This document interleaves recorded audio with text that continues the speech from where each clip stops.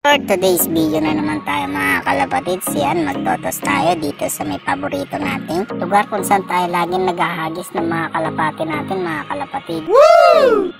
Yun nga, nagkaroon po ng problema, biglang nalobat yung cellphone natin mga kalapatids, kaya di ko na nabidyohan yung pagpapakawala ko ng mga kalapatids.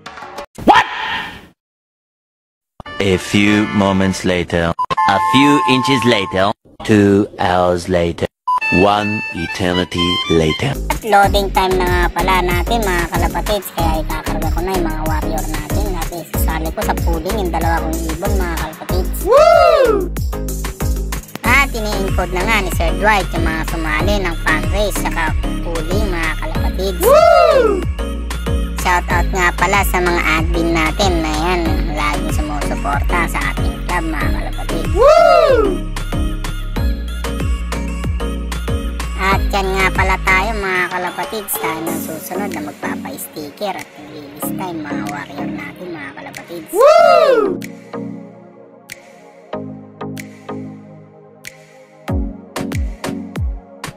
One eternity later. At yun nga mga kalapatids, nakarating na ibon natin sa may Alcala Cagayan. Ayan, pinapainom na ng ating convoyer mga kalapatids. Woo!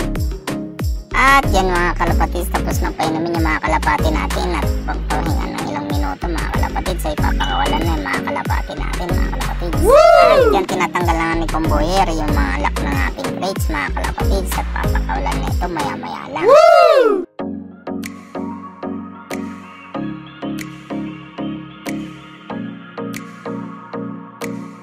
At ayun nga, 6:11, papakawalan na ng convoyer natin mga ibon. Yan na, binuksan na yung crates natin mga kalapatids. Good luck! Woo!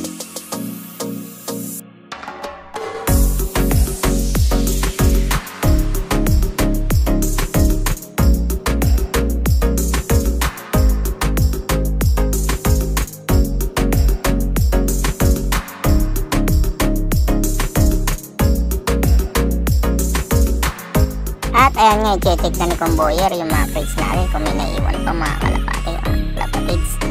Yan, wala na po naiwan mga kalapatids. Woo! 2 hours later. Yan nga, nag-forecast na tayo mga kalapatids para malaman natin kung anong oras dadating yung mga ibon natin. Woo!